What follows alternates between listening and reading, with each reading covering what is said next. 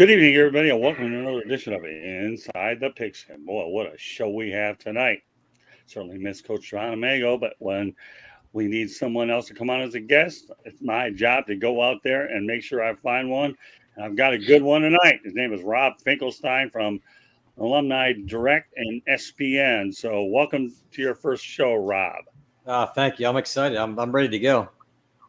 Well, glad to have you. So, all right. Well, back for another Inside the Pigskin is Jeremy Ballreich. Jeremy? Good evening, Scott. Great to be here. Glad to have you. And George Eichhorn. Hi, Scott. Good to be here again, of course. And, of course, my big-time running back, Mel Farr Jr. Welcome back, Mel. Hey, Scott. Great to be back, guys.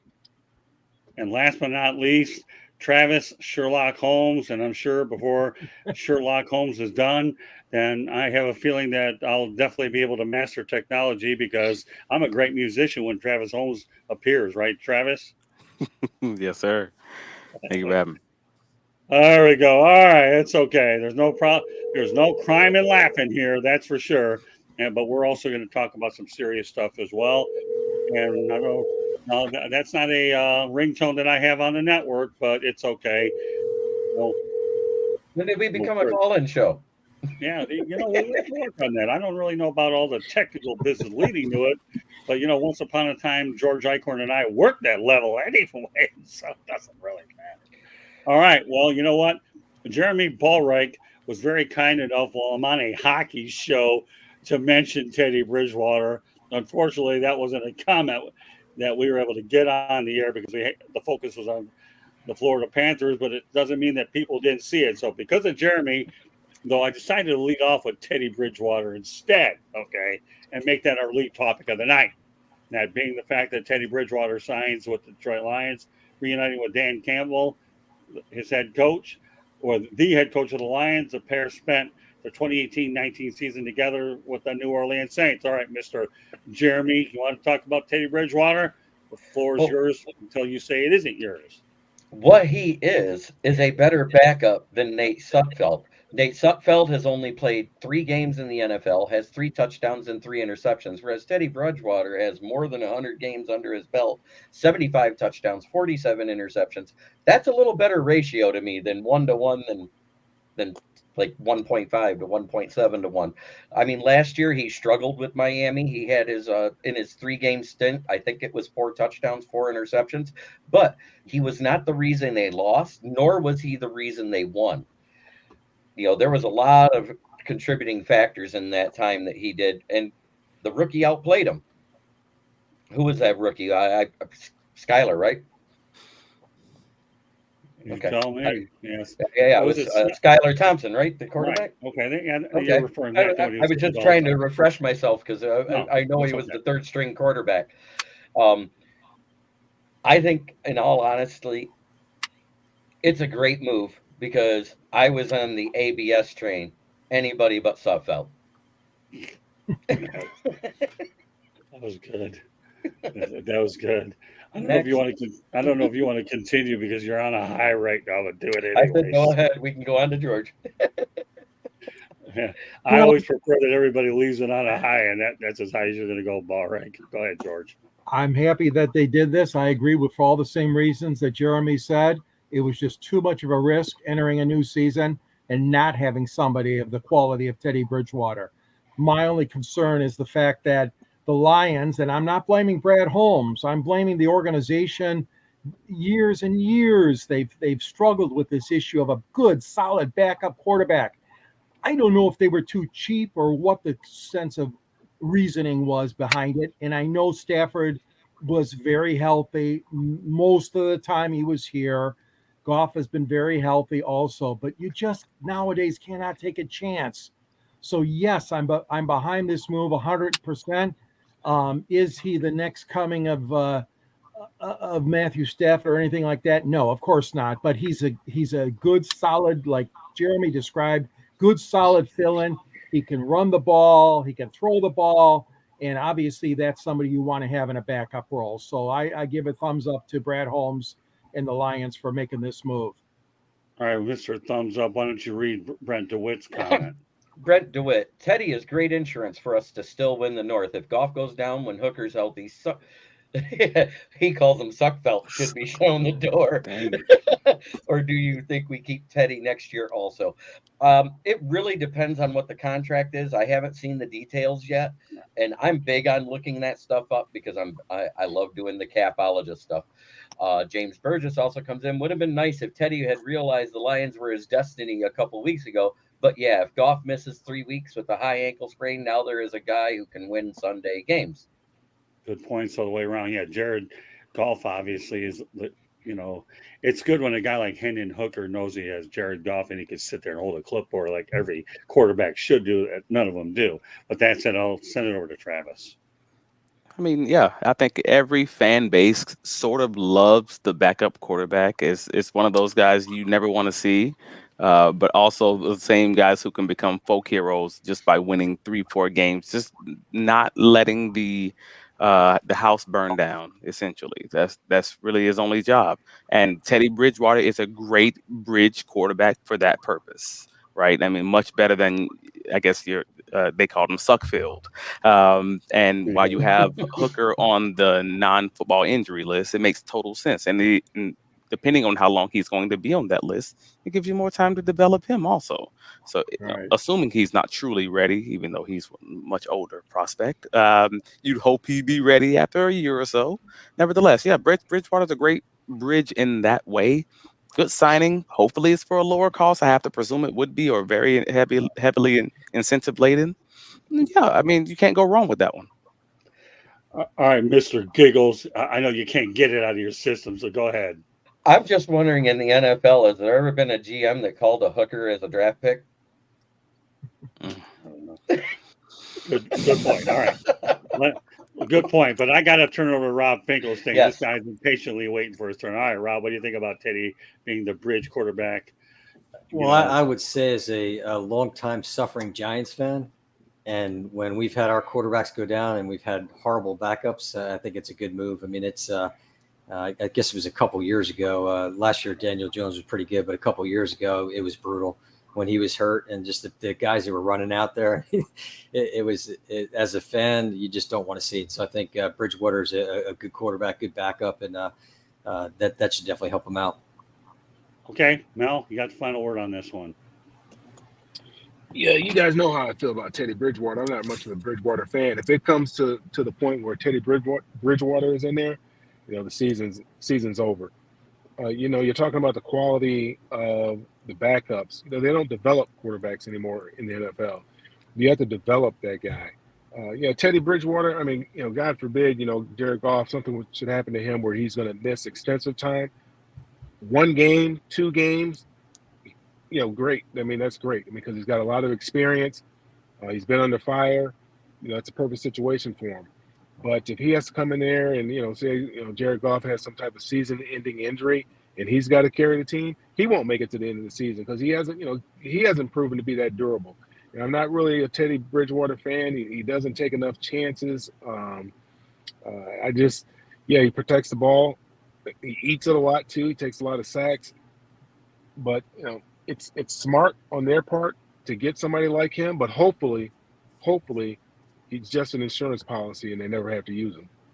All right, Jeremy, I want you to talk about Brent's comments, and then you're going to go to Burgess, and we're going on to the next topic. Go ahead. All right. Brent DeWitt says 2 years, about $6 million, I think I heard. And Okay, James next. Burgess is going to say something that I almost said earlier, but I didn't want to say it yet because we didn't have the time. Hooker is a red shirt this year.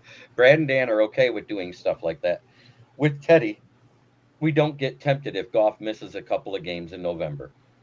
Okay, fair statements. Okay, next topic. I'm sorry, anybody want to add to that?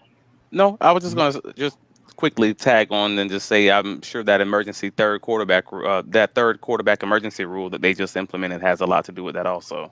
You know that what? I still thought gives them about the that option. too. You know what, Travis? I thought about that too, and I think that's a great point. So, all right, so we'll go back to Brent one more time. I want to continue on with that's a really good point. Observation. He says, question for Mel: if Hooker's healthy, should we throw HH to the fire? No. Real simple, no. No, I want him to develop. And they even talked about that when they called him on there, and they said, "We just want you to get healthy, and this season it'll be a redshirt year, and you can pick Jared Goff's brain about how to play this game as an NFL quarterback." And I think that's a brilliant idea. Even if he sits 2 years, 3 years. I mean, if Jared Goff, you can get 2 or 3 more years out of Jared Goff. Why wouldn't you? Exactly. Yeah, I think you're right on target. No, I don't think it'll be that long. Well, you know what, George? Because Hendon Hooker, they're about the same age. Is he like 27 or something? Hendon Hooker will be He's 26 in like January. 33. And Jared Goff will be 30 next year. Okay. They're about 2.5 to 3.5 years apart. Okay, and Brent DeWitt gets the last word. I agree, red shirt. All right, so on to the next topic. Okay, Johnny Manziel says he attempted suicide after his release from the Cleveland Browns. Well, the only thing I'll say about Johnny Manziel, he's a bust, period. So, Jeremy, take it from there. So you wonder why he committed suicide or tried to.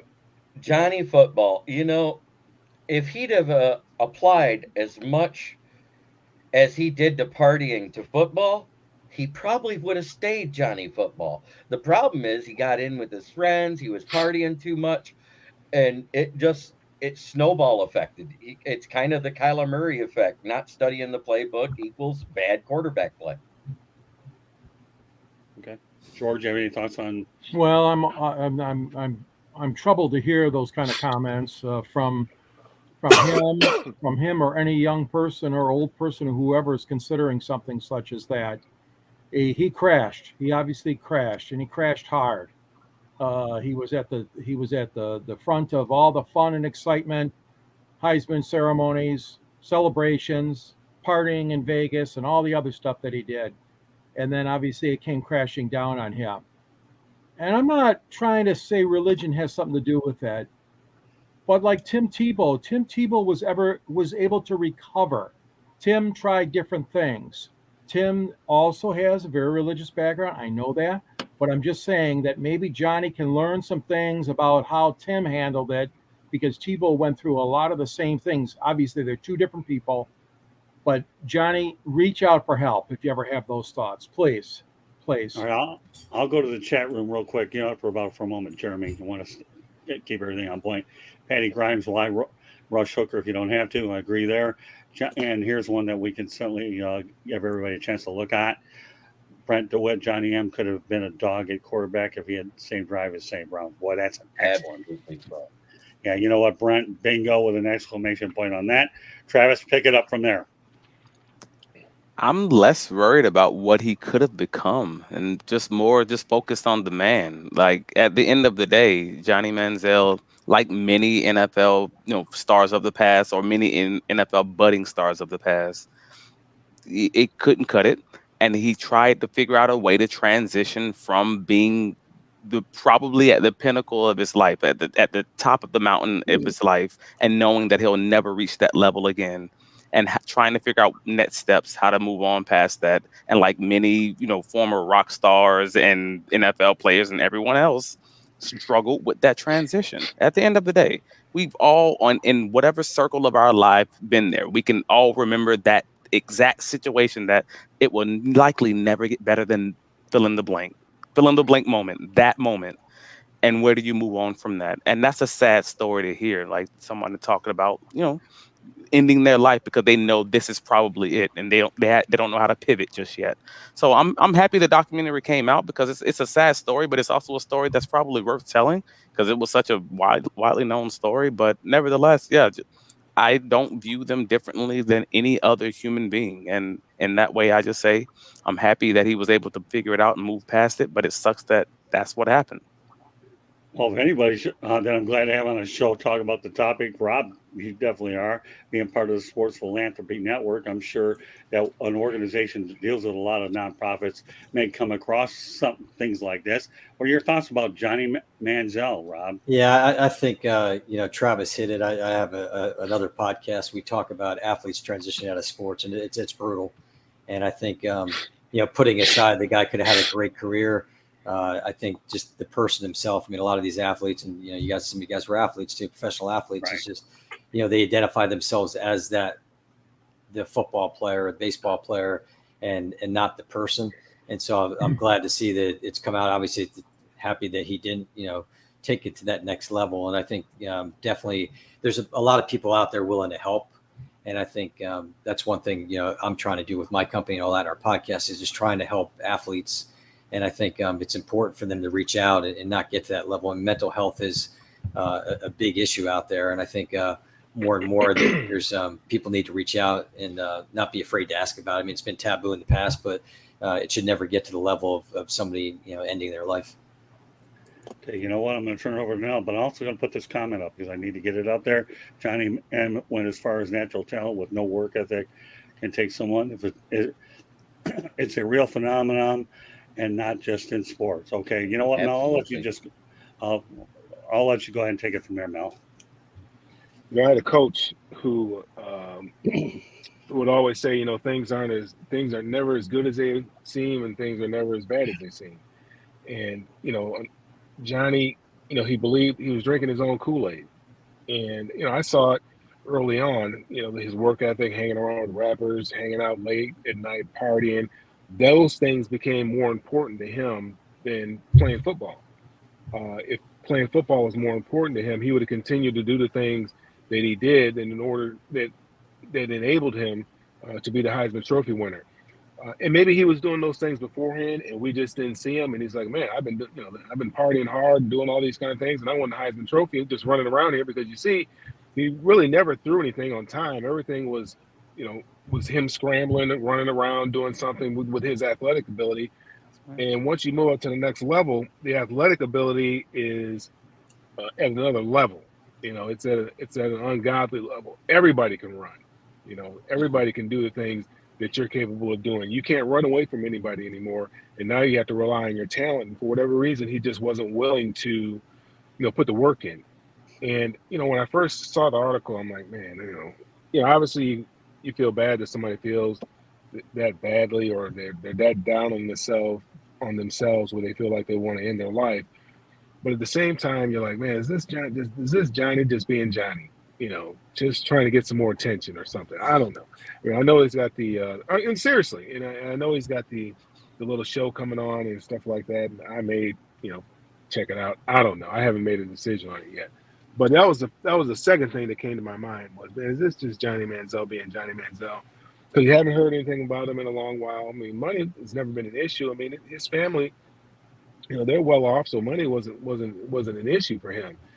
And that's why I always say, it's difficult for second generation football players, to really reach, ascend to great heights in football, not at the quarterback position, but at other positions, because do you really want to put your body through that? I mean, we just saw Sony Michel retire. We were talking about this a couple weeks ago. What is it going to take to get me off the couch? Well, obviously, whatever the Rams were paying him wasn't enough to keep Sony Michel off the couch. It's better for him to be on, he felt like, what, I'd just rather be on the couch than, continue to take this beating. It's hot out here, wherever they're practicing. So I'm just going to go on to the house and just call it a day. And he's a young guy. But yeah, it's unfortunate, to hear that about Johnny Manziel, but I'm glad, that he realized it. He went out and got some help, and hopefully, the future's bright for him, and he realizes that, and he can, find something else to do in his second act. Okay, you know what, Mel? Here's a great comment by James Burgess. Whoever the coach of yours was nailed it. So who was that coach, by the way? Well, it's Coach Donahue. Oh, Terry Donahue. Terry Donahue, yeah. Yeah, no, I know. He's okay. Well, we'll move on to the next topic. James, everybody out there in chat room is doing a remarkable job. I'll tell you guys are really bringing up some unbelievable points. So with that said, okay, according to the Washington Commanders coach Ron Rivera, Commanders players are concerned about Eric Bieniemy's intensity. Oh my goodness. I had to put that well. We got a coach, we got a philanthropist there, we got it all. But more importantly, Jeremy Ballrick's going to go ahead and take the lead on this one, right, Jeremy? Evidently, they don't remember how intense Ron Rivera was as a Panthers coach in the beginning, because Eric Bieniemy is just a younger version of Ron Rivera. Right. So he still has that same intensity that Coach Rivera used to have. Rivera's tamed down because he doesn't have to deal with Cam Newton anymore. Unfortunately, he had to deal with Carson Wentz, who's still dealing with the PTSD of Nick Foles winning the Super Bowl when he had an MVP year.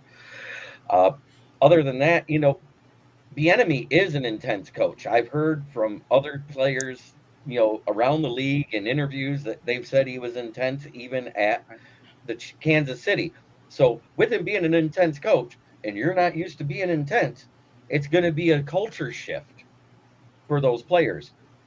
But an intense coach brings out the dog in players. All right, George. Well, yeah, just look at Detroit. And they're worried about intensity in Washington. Hey, Detroit was on Hard Knocks with the Lions last year, and we all know what Campbell has done. And obviously, he brings out the most of his players. So I agree with what Jeremy said. I mean, you have to adjust. If you're a player, you're a big boy, you're a big person in the NFL. Hey, you knew what kind of coach this was. He's been signed, sealed, and also work. It's called work ethic, fellas. Hmm. Sometimes it's not your pace that these coaches are working you at, it's at the pace that they feel you should and the team should be at, whether it's either side of the ball, offense, defense, special teams. So, hey, get used to it, Washington players. Don't blame it on Eric. Yes, he's an intense guy, but hey, get used to it. All right, you know what? Before I turn over to Travis, man, Burgess is really on a roll. So, all right, Jeremy, you can read this. So I have a voice for the second show tonight. He said, "I'll cut the Commanders players some slack. They're still recuperating from Snyder being all part of all their lives." That's why you put these comments up, man. Yeah, that's Yeah, right. all right, with that That's said, what I was Travis, giggling at while George was talking. I read that Yeah, I already. know. Yeah, I know. Well, it's my responsibility on the production side to not leave out anything. And, I love this dual role, Rob. As you can tell, this is a blast, right? All right, Travis, Dan Snyder, the Commanders, you got more to work with than these other guys did before. Go ahead. This is a wild one. It's wild that it's even in the media right now. Like, it's wild that this question was even answered this week. That's a rough thing to say about your Week 11 interim head coach.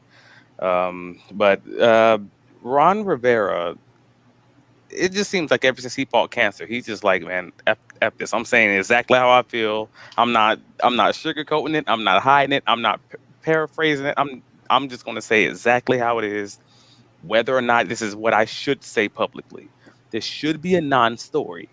If had he answered the question like most head coaches probably would, but he actually directly answered a question that was asked of him, and now it's off-season nonsense in the preseason when your team should be focused on, just getting better, and this shouldn't even be the top of the subject when you're talking about the Washington Commanders. Nevertheless, this is where we are. EB is apparently a hard coach, someone who rises players, someone who's going to try to get the best out of them in his way.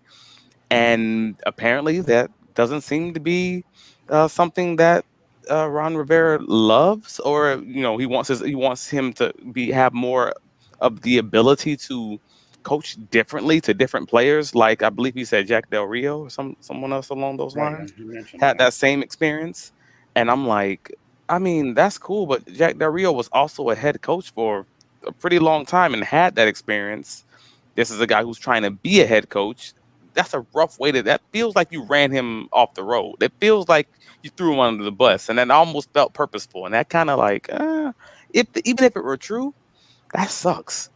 But I don't know how to come back from that, because at the same time, it's like, hey, you just signed this guy as your OC, and you kind of knew this before you signed him. Are you trying to find a way to make sure he's going to stay with you for 2 years instead of 3 years?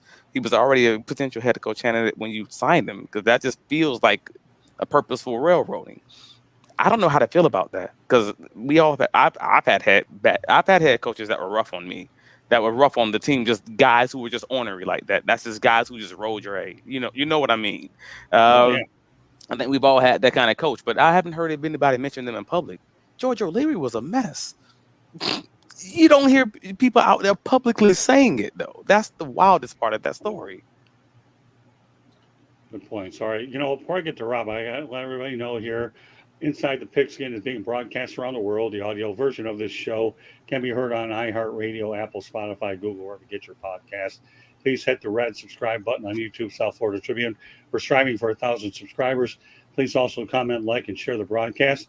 Want to be a guest? Boy, look at this chat room. That's a good way to find them, right, Jeremy B? Right? Mhm. Right. Okay, nod your head. Okay, very good.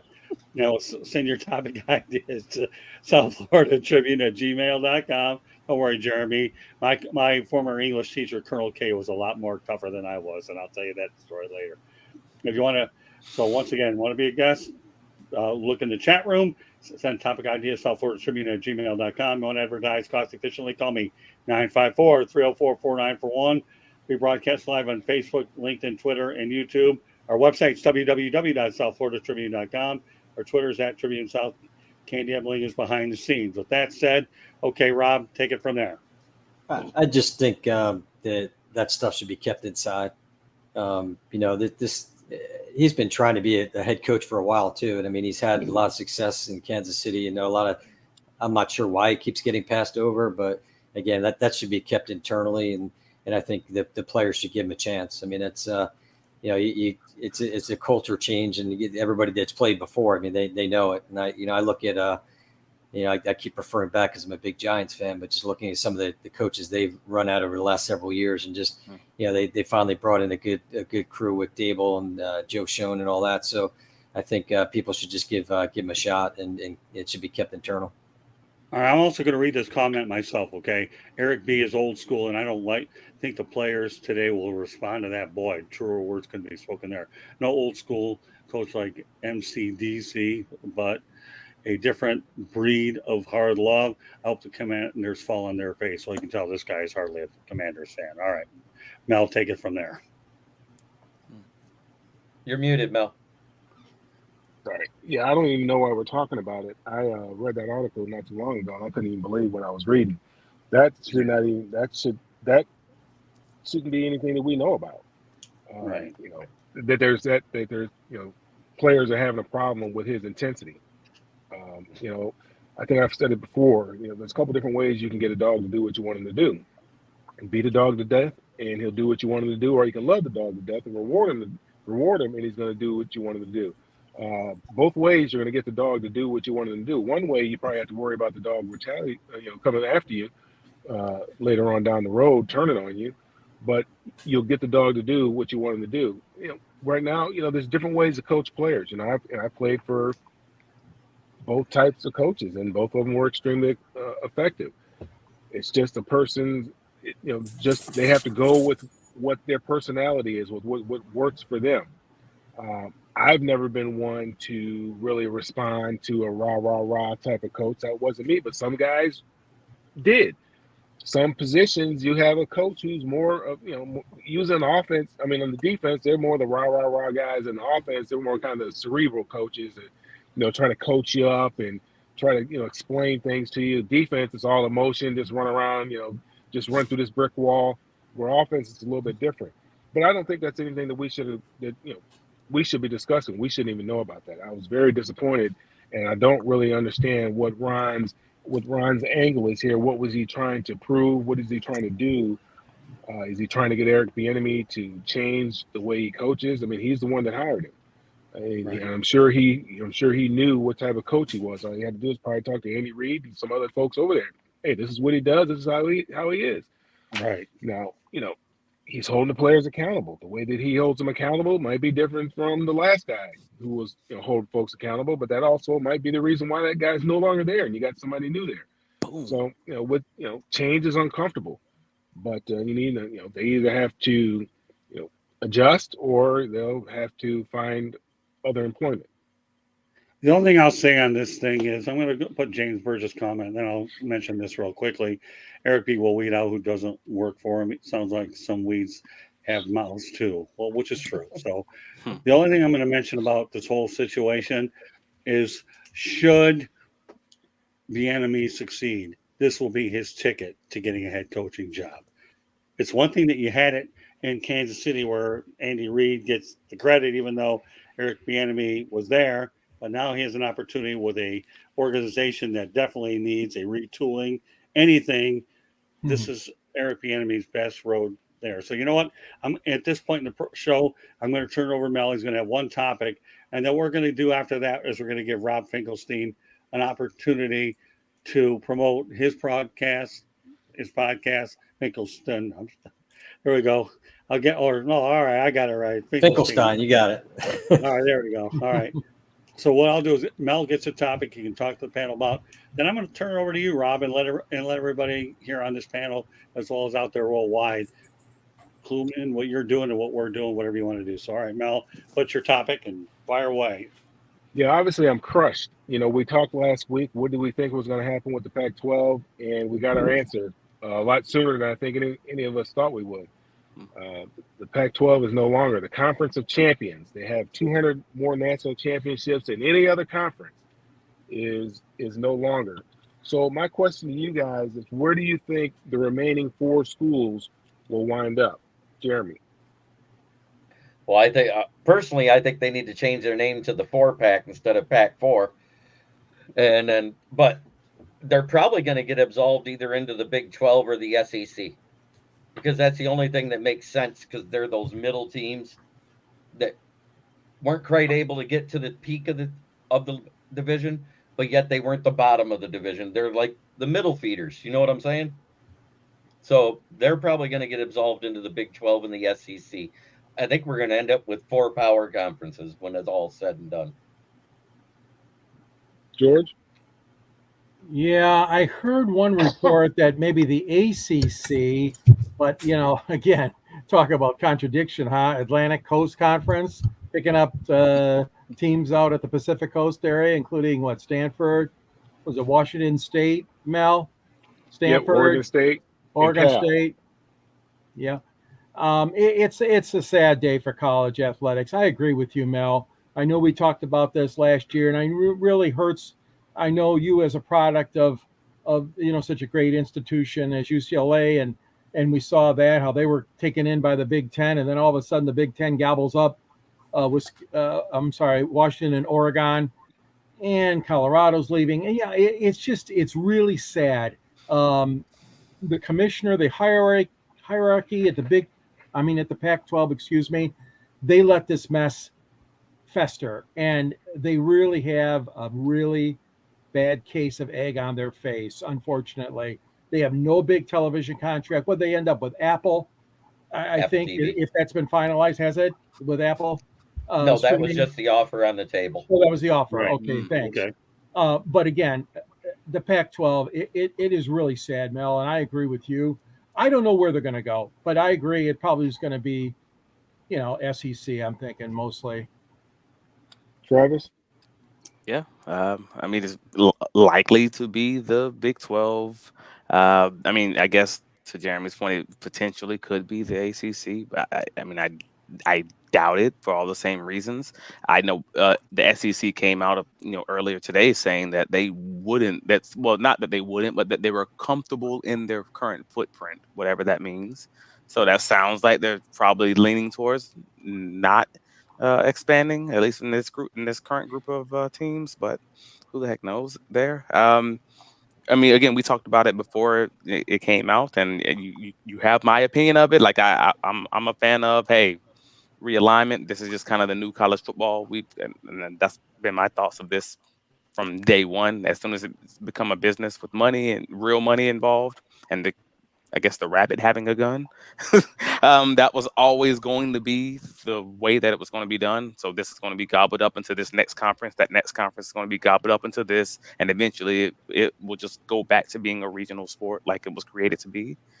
It's always going to be hard to see, and it's always going to be rough to see the real life implications of what that really looks like. But I want to comment in the chat room first before I turn it over. Big 12, a likely destination, maybe some redesign of them plus Mountain West through that seems implausible. All right, Mel, go ahead. Yeah, Rob, what do you think? I'm not really sure where they end up in it, but I kind of throw something back at you, Mel. Like, how does that affect the athletes? All of a sudden, because somebody came out today from one of the schools, I think it was in the Northeast, and just talking about how it's going to really affect them travel-wise. Oh, no. Well, all right. Why don't you go ahead, I'll Mel? be right back. Yeah, I'm sure. Yeah, well, we've talked about the travel before. UCLA's coach had an interesting solution to the travel. He said, he said, what if we just have one conference with 60 teams, and we do it like the NFL? We have a North, we have a South division, we have an East, and we have a West. He said that's all your travel right there. But he said, you know what? Nobody's asking me. But I mean, it would make more sense just to have one entity, because I think that's where it's going to head anyway, where it's not going to be a part of the NCAA. These schools are going to break away from the NCAA, become one entity, and then then you can figure out how you want to do the stuff. You can regionalize things and do things that way, just by geography at that particular point. But I'm sorry, go ahead, Rob. No, I was just saying, I'm not sure. Sorry, I cut off there. Just how it's affecting the athletes. So you playing for UCLA, all of a sudden, if you were having to travel now to like the Northeast or wherever, it just seems like all the realignment. It's crazy, it not being regionalized now. So it seems like it becomes a challenge to the athletes. So that was kind of throwing back to you, Mel, like how you see that affecting the athletes. It's not just the athletes. It's not just the athletes. It's also their family. As far as travel is concerned, being able to get to see their kids play, as opposed to being able to take a short little drive to go see, because, the conferences were kind of regionalized where you could plan out, okay, all right, we can go to Arizona State. That's not too far of a drive for us. Obviously, we can go to Southern Cal. We can go up to Cal. We can go up to Berkeley. We can make those trips. And the trips, Oregon, Washington State, stuff like that, we'll just miss out on those. Maybe do a Utah trip or something like that. You can plan how you want to do your trip. Now, so if you wanted to drive, now everything is a plane ride. That's a much larger cost. But I guess with NIL, these guys are getting paid. They might be able to get private jets or whatever. Who knows? I don't know. But and I said that before. I mean, the travel, when I played in NFL, because when I played with the Rams, anytime we traveled east, we played on Sunday, but we always left on a Friday just to give our opportunity to get our legs underneath us that one day, to give us an opportunity to get our legs underneath us. Are they going to do that for these athletes? Are you going to be stepping off a plane and having to play, in 12 hours? That's a disadvantage for those guys, because as we all know, we've ridden on planes. They're not the most comfortable. They're not going to be riding first class. They're not having private jets. So it's going to be, and unfortunately for the players, they pack you in there. You're packed in there. It's a full plane, and then you got the boosters and supporters and all that other kind of stuff. You're in there tight. You're packed in there like sardines. So that will be interesting to see how that plays out. And I said that that was one of the things that I was worried about when UCLA decided that they wanted to play, that they're going to play in the Big Ten. But what I've been hearing, I got a buddy of mine that works for the Pac-12, and I know it's getting dark here. It's kind of hard for you guys to see me. I had my car. My brother's birthday today, so we're celebrating his birthday. But the UCLA and USC have been looking for an out for a while because they wanted more money, similar to Florida State and Clemson. Right. And UCLA, the Pac-12 was in an ideal position at one particular time to do something. The Big 12 is not as prestigious of a conference without Texas and Oklahoma. It's kind of like when UCLA and USC left the Pac-12. The conference isn't the same. Well, Big 12, now the Big 12 is acting like there's some type of big conference. They're not. The Big 12 was Oklahoma and Texas. That was the Big 12. Right.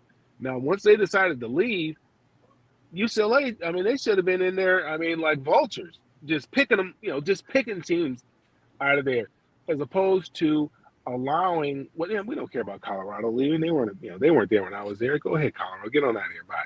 But you can't. The writing was on the wall when UCLA and USC decided to leave.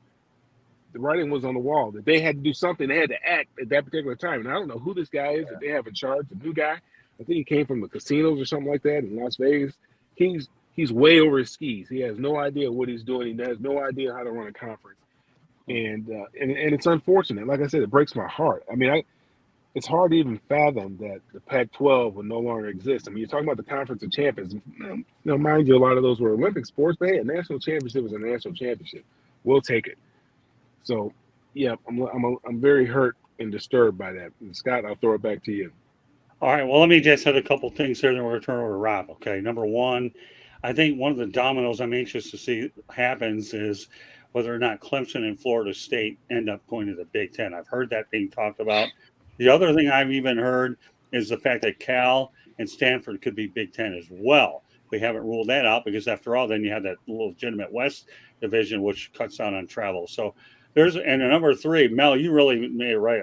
To me, I've always thought the Big 12 prior, okay, Nebraska, Oklahoma, and Texas. Nebraska Bulls. To me, what the Big 12 is doing is they're mopping up on a lot of these schools, but if you stick them in the national championship picture, they're not going to do anything. No way, Jose. I don't believe it. So with That's that why I think said, it's only going to be like 2 conferences. yeah, right. So really, what you really have is basically the Big Ten, which is the leader in the pack with everything, especially the money, because after all, they're making more of it.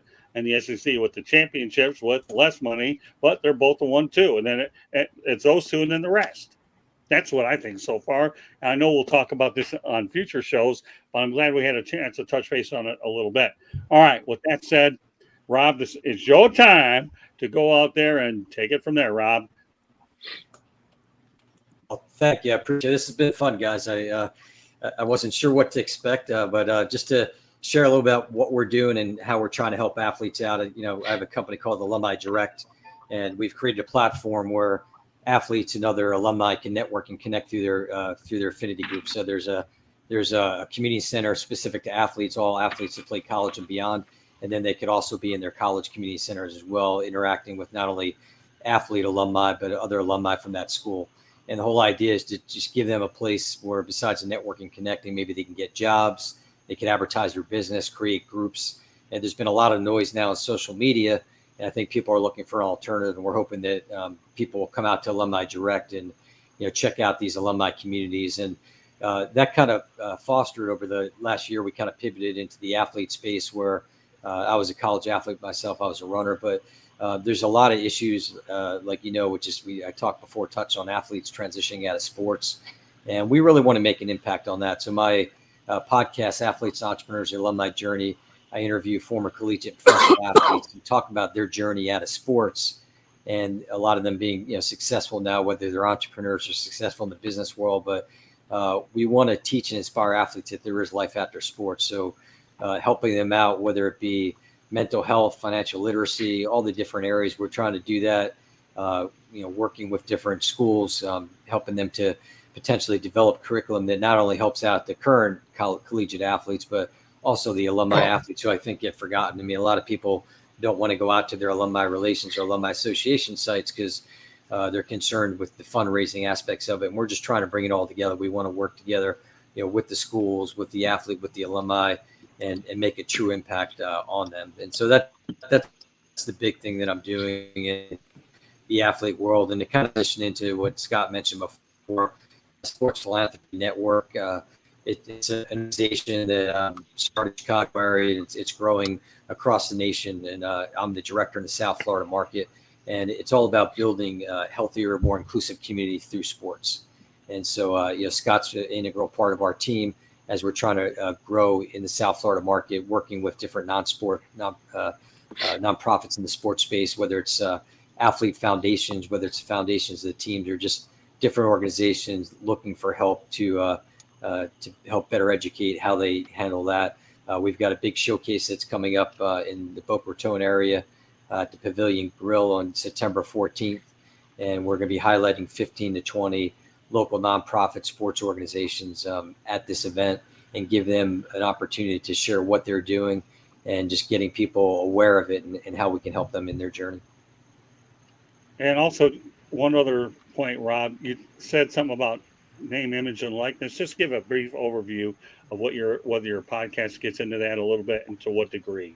Yeah, absolutely. So, currently, I always ask the athletes, and obviously it depends on the time of when they're there. When you talk to some of the players that played in, whether it be NFL, Major League Baseball, NBA, when they played, you ask them kind of what their thoughts are. And I think the biggest takeaway is everybody's for it. They're for the athletes having this opportunity. But some of the challenges, I think the biggest challenge is education. Right now, a lot of people talk about NIL kind of being the wild, wild west.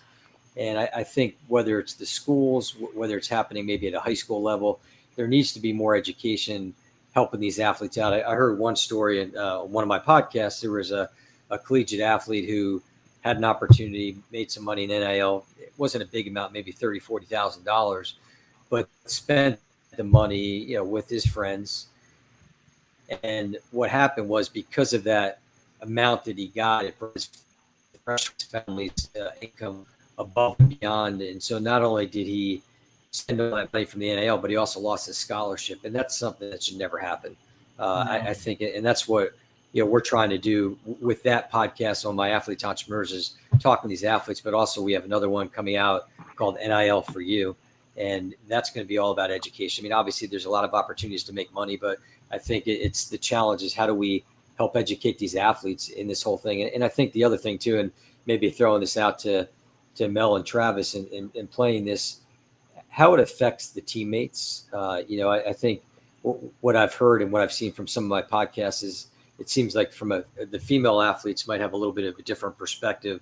Not the ones that, the ones that you're hearing about, the Olivia Dunns, but more about it being kind of a team, and the female athletes kind of banding together to help each other out and all sharing that NIL money. But it just seems like there's still that a lot of people out there where you've got the different levels where they're making a ton of money, and then you've got other ones that aren't making so much, and maybe there needs to be a little more equality in it. All right, great stuff. Also, a programming note for next week. I'll be returning to Metro Detroit from August 15th to the 20th, so there will only be 2 shows next week on Monday night. Inside the Pigskin will be at 8 o'clock, and then 108 Stitches will be on at 9, and that's it. Other than that, you can check the South Florida Tribune YouTube channel, and then we'll get back on a normal schedule the following week. So just a little programming note, we'll only have 2 shows, and they'll be Monday night. And George and I will finally have an opportunity to get together with Jeremy B up there, and the 3 of us are definitely looking forward to hanging out and having a good time. So, Rob, we're really glad we had an opportunity to bring you on tonight. What a perfect opportunity to do that. I'm looking forward to working with you and our group here on a continuous basis, and I'll do everything as I can, being the communications guy, to have people on shows like this to promote what we're looking to do. Guys, anything you want to add before we call it a night? Just after this broadcast, 108 Stitches Baseball Talk follows. Go. Anybody else want to add closing thoughts? I'm glad you brought that up, Rob, about the disparity there with name, image, and likeness. And you're right. I mean, you could be a star quarterback for that football team, and you're at such a higher level than even the you know what I mean, the third guy in the lineup for the baseball team, or the lady swimmer or whatever. But I mean, yeah, there's such disparity with name, image, and likeness. There's so many things that got to be worked out better for the athletes. I certainly agree, Rob, and I commend you for bringing this to our attention. Anything you want to add, Jeremy? Yeah. I mentioned this when we talked about name, image, and likeness a couple weeks ago. The biggest proponent and lobbyer through all the federal court system to get name, image, and likeness back was based right out of California. It was Electric Arts, the guys that run the NCAA section that they had to drop because they didn't have name, image, and likeness set up.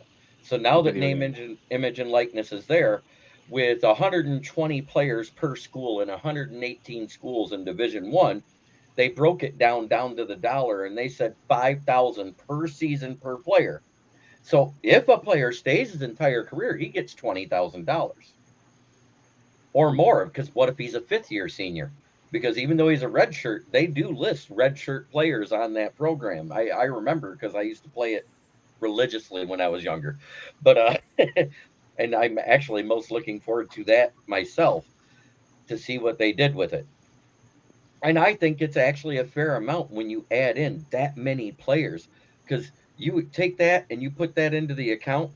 Yes, the gross profit of any video game that sells that big is over $1 billion, but the net profit is a lot less when you consider NCAA is going to get their cut, the schools are going to get their cut, then the players will get their cut. It breaks down to $5,000 per student. If you add it all up, it's $13.5 million per year they give to students. Travis, that's just in Division I. Anything you want to add, Travis? If not, it's okay. It doesn't matter. You know what? I mean, Not anything. I mean, basically, a lot of the same stuff that we've already talked about on this subject. It's like you have the revenue generating sports versus the non-revenue generating sports, and that's the biggest difference. Is there doesn't seem to be any organization with this as far as the NCAA is concerned, and that's the unfortunate part of this. Until they find a way to get more real organization about this, sort of to Rob's point, maybe having it be a level playing field between the revenue generating sports and the non-revenue generating sports, and the starting player versus the backup players, or the 5-star high, the athlete versus the 3-star athlete who just barely earned his scholarship, whatever the case is. That's the thing. That's the kicker, I guess.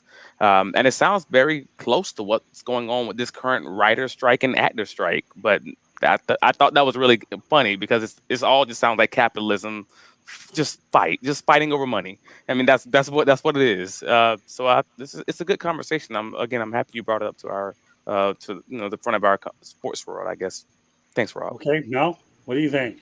Well, you know how I feel about NIL, but this was not what Ed O'Bannon and this is not what they intended as far as NIL is concerned. Uh, leave it to our federal government to mess things up, and of course they did. The only thing that I like about NIL is that it's not in the power of the university.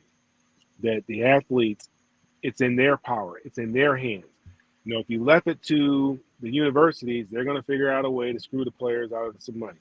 They're gonna figure out a way to do that. So that's the only thing I like about it, is that it is a free for all, which I don't like, but I do like because the players have the opportunity to make these connections themselves, separate and apart from the university being involved. But other than that, I think money and the networks, TV networks, ESPN, I think they've ruined college football, for the rest of my lifetime, obviously.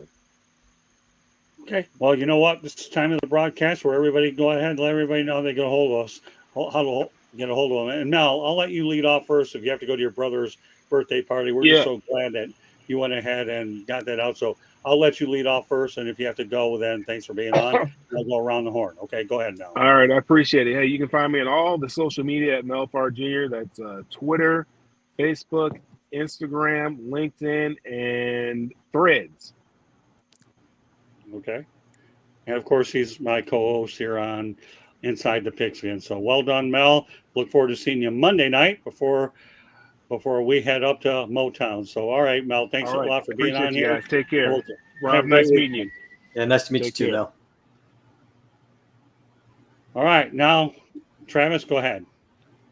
You can find me on Facebook, Threads, Instagram, Travis D. Holmes. You can find me here every week on Inside the Pigskin. You can find me, all my writings on BigCatCountry.com, the SB Nation Jacksonville Jaguars site. You can find me on Twitter, Trav Likes Bacon. That's the only one that's not Travis D. Holmes. But if you search Travis D. Holmes, you'll still locate me. I just had to be a little bit different. There was another Travis Holmes there, and I do love bacon. But again, I thank you for having me on, gentlemen. You're welcome. All right, Rob, go ahead. Let everybody know how they get hold of you. Yeah, you can find me on LinkedIn, Rob Finkelstein, and you can find alumnidirect.com, and you can find us across all social media, LinkedIn, Facebook, and then our show, Athletes and Entrepreneurs, the Alumni Journey, is on our YouTube channel for Alumni Direct, and you can also find it across all the podcast networks, and definitely encourage people to watch and listen because it's something I think we really want to make an impact on helping athletes and transitioning out of sports. And I really appreciate you guys having me on tonight.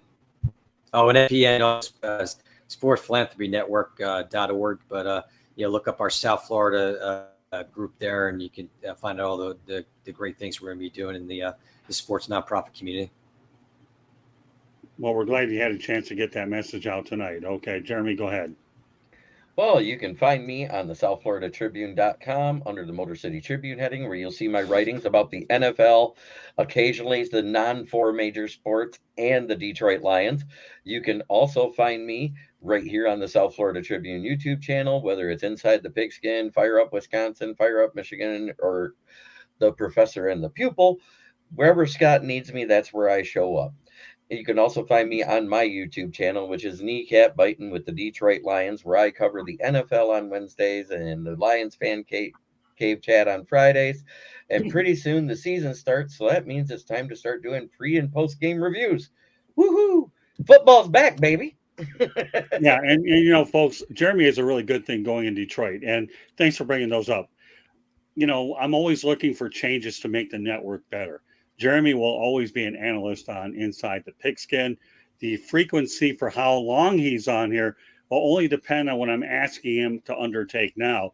Jeremy is going to be held, he's going to be totally responsible for the redevelopment of Fire Up Wisconsin. And I mean, he will. I'm looking forward to seeing him flourish in this role there. And he's going to provide a lot of football. He'll learn about the University of Wisconsin on there. And again, he's going to tackle a region that we really need his help. And he's definitely the right guy that I know will be the lead person on Candy Ebling and Eric Katz as well. And the professor and the pupil have been a hit already after a couple of shows. So, you know, again, Jeremy's a very valuable piece of what we're doing, as is to the guy next to him, George Eichhorn. Oh, thank you, Scott. I got a book out there called Detroit Sports Broadcasters on the Air. Sad to say we lost one of our legends today as Jim Price died. Detroit Tigers radio announcer Jim Price. Rest in peace, Jimmy. We're going to miss you. You can reach me at gicorn@yahoo.com. There's a link to buy my book at the end of my columns that I write, as Jeremy does, under South Florida Tribune, Motor City Tribune. You drill down to that. And also you can reach me on Twitter, which is X, whatever they call it now. SanG Sports 99 is my handle. You can reach me on LinkedIn and as well on Facebook under my name, George Eichhorn. Then you can see me on many platforms here under the South Florida Tribune, including Pundits Pundit, 108 Stitches, and Inside This Pigskin. So good to be part of the show. Thank you very much for joining us all, folks. Yeah, you know, James Burgess, great. I got to put this one up here before I go ahead last, okay? You'll love your first trip to Camp Randall. Guess what, James? I went there again when Wisconsin took on. No, this is really serious, but you can laugh all you want, Jeremy. No, that isn't. You missed what I did. That's okay. Okay. Well, oh, that's okay. Nevertheless, Candy and I went to see Penn State against Wisconsin, and when that jump around I thought the whole place was going to cave in, and then with our luck, the elevators went on or walked down 8 to 10 flights of stairs. That wasn't fun, but no, it is what it is. Camp Randall's a cool place. All right, and last but not least, just Inside the Pigskin is being broadcast around the world. The audio version of Inside the Pigskin can be heard on iHeartRadio, Apple, Spotify, Google, wherever you get your podcasts. Please hit the red subscribe button on YouTube, South Florida Tribune. We're striving for 1,000 subscribers. Please also, please also comment. All right, let's go over again. My comment, like, and share. That's okay. Please hit the red subscribe button on YouTube, South Florida Tribune. We're striving for 1,000 subscribers. Please also comment, like, and share the broadcast. Want to be a guest? Chat room's a good way to do it. Or send your topic ideas to southfloridatribune@gmail.com. If you want to advertise cost efficiently, call me 954-304-4941. We broadcast live on Facebook, LinkedIn, Twitter, and YouTube. Our website is www.southfloridatribune.com. Twitter @Tribune South, and Candy Ebling is behind the scenes. With that said, been a great show. 108 Stitches Baseball Talk follows us at the middle of the hour or quarter part of the hour around 9:15. So meanwhile, we hope you've enjoyed this edition of 100 or Inside the Pigskin. Getting confused with Rob Finkelstein. I get tongue tied when you have double headers, especially when they're two different balls. Okay, never mind. But that's I knew I'd get a laugh out of Jeremy, but the hat stays on, just I'm glad I got everybody laughing. Laughing's a beautiful thing. So Rob, I want to thank you very much for being on the show tonight, and I look forward to being on the meeting tomorrow. And I'll definitely bring you on again as the opportunities present themselves to promote Sports Philanthropy Network. So on behalf of Jeremy Ballrick, George Eichhorn, Melfar Jr., Travis Holmes, and Rob Finkelstein, this is Scott Morganroth, the Motor City Man Mouth. Thank you for joining us on Inside the Pigskin. Good night, everybody.